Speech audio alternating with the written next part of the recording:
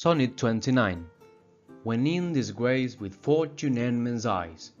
William Shakespeare. Our group is composed by Almirón Marianela, Batista Sebastián, Venegas Adriel, Esquivel Leandro, and Ujeike Candela. When in disgrace with fortune and men's eyes, I all alone be with my outcast state, and trouble deaf heaven with my bootless cries, and look upon myself and curse my fate, wishing me like to one more rich in hope, feature like him with friends possess, desiring this man's art and that man's scope, with what I most enjoy contented least, yet in these thoughts myself am most despising. Haply I think on thee and then my state, like to the lark at break of day arising, from silent death since times at heaven's gate. For they should love remembers such wealth brings, that then I scorn to change my state with kings. Focusing on the musicality of the poem, it seems that follows the classical Shakespearean meter, the iambic pentameter, and the conventional rhyme scheme of the Shakespearean sonnet, with 3 quatrains and a final couplet. The rhyme scheme is formed by AB AB on the first quatrain, CD CD on the second quatrain, EV EV on the third one, and FF on the final couplet. Along the poem, it can be identified different devices, starting with alliteration, which is the repetition of consonants at the beginning of several words that are close together. It can be found 3 instances of alliteration along the poem, the first one between the 3rd line and the 5th line, which says, "And troubled deaf heaven with my bootless cries, and look upon myself and curse my fate, wishing me like to one more rich in hope." The repetition of the mass sound here transmits some sort of sighing, murmuring, or the speaker being in pain. Then, on the second instance of alliteration, in the lines in the 9th and 10th line, which says, "Yet in these thoughts myself almost despising, happily I think on thee and then my state."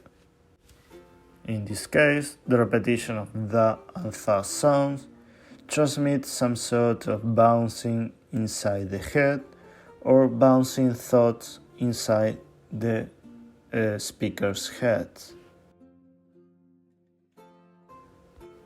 And then on the third instance of alliteration appears on the 12th line that says, "From sullen earth sings hymns at heaven's gate."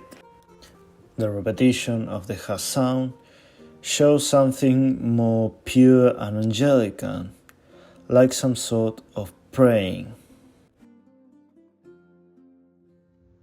The second device is assonance, the repetition of vowels, the similarity in sound between 2 syllables that are close together, created by the same vowels but different consonants. The first example of assonance appears in line 3, with the repetition of S sound, "and trouble deaf heaven with my bootless cries." The second example of assonance appears in line 11, with the repetition of the diphthongs A and I, "like to the lark at break of day arising." The third example of assonance is on line 12, with the repetition of E sound, "from sullen earth sings hymns at heaven's gate." And the last example that we could find in this sonnet is on line 14, with a repetition of the diphthong A. It says, "That then I scorn to change my state with kings."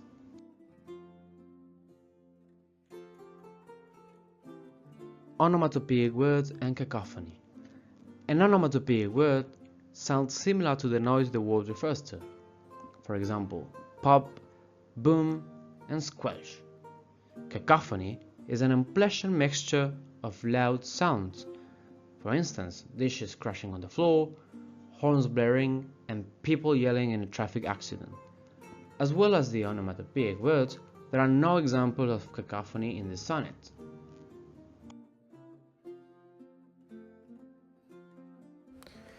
The effect of these devices and the sounds are used to show or reinforce the different emotions that are transmitted in the poem.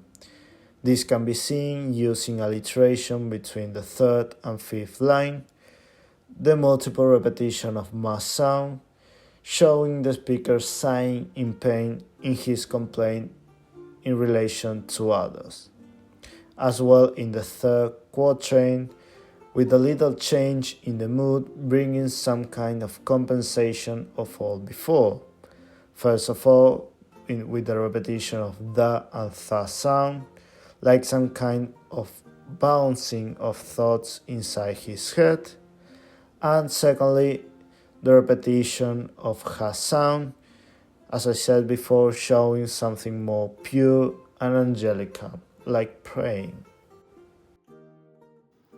We can identify different figures of speech or tropes.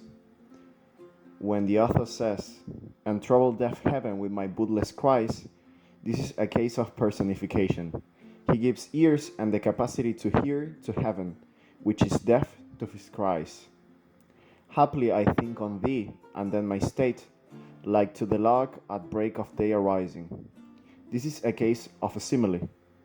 A simile, because when he sees the person he loves, he feels happier, better, and compares himself to a lark who sings when the day comes. When in grace with fortune and men's eyes. This phrase could be taken both as a metaphor and personification. It could be a metaphor because he is saying that he fell from favor with fortune, meaning that he is unlucky, and with men's eyes, as he has no one beside him. It could be a case of personification as well, as fortune and the eyes of men are not people who one falls from favor from. We can find several instances of imagery in the sonnet. At the beginning, in line 2, when he says, "I all alone beweep my outcast state," we can take that expression as a form of lament.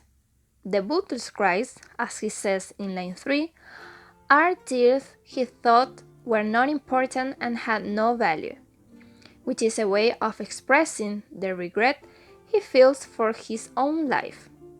He sees other people and feels envy. He would like to be like them. He would like to have hope. As he says in line 5, "Wishing me like to one more rich in hope."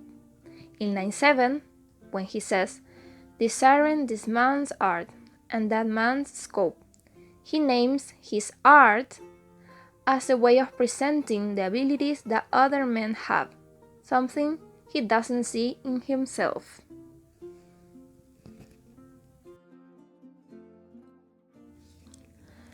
The protagonist feels so miserable with his life that he feels that even God does not listen to him and has abandoned him, as he says in line 3, "And trouble deaf heaven."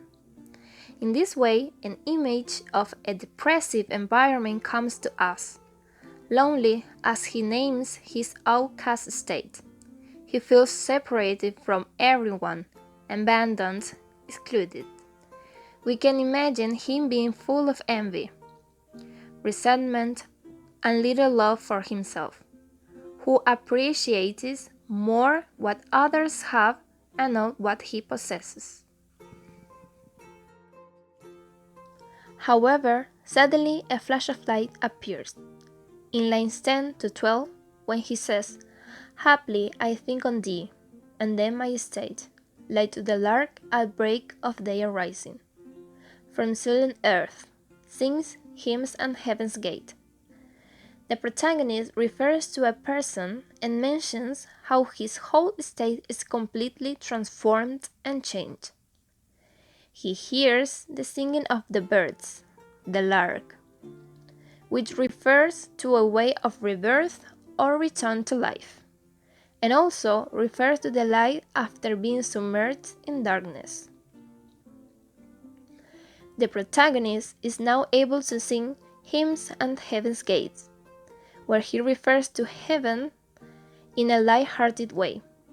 From now on, it is shown to us an image and a more positive facet of the protagonist, and we can feel the dawn of a new day, of day arising, with the rising sun accompanied by the sing of the birds. Considering the semantic aspects of the language, the verb tenses used are present simple and present continuous.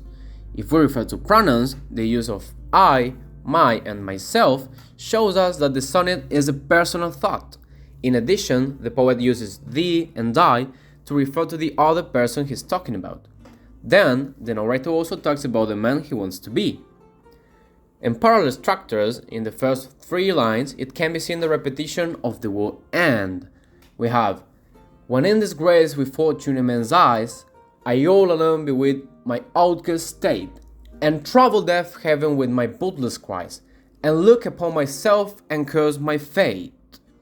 Moreover, the use of the words such as my, myself, remarks the fact that it is a personal experience. There are some words in the sonnet that are unfamiliar to modern readers. The writer's word choice plays an important role in conveying emotions. Some words like disgrace, beweep, outcast, and curse show despair, frustration, and despondency. In contrast, words such as love, hope, and wealth convey feelings of contentment and joy, leading to the sonnet's central theme, the transformative power of love. Finally, in the last part of the analysis, the question is about the tone of the sonnet and the attitudes it expresses or the attitudes the readers develop while reading it. According to this, we can say that along the sonnet, different attitudes can be expressed, as it is divided into 2 subjects, frustration and love. As readers, everyone has its own interpretations and sensations. In this case, when reading the sonnet, we could notice that in the first 9 lines, negative attitudes are displayed.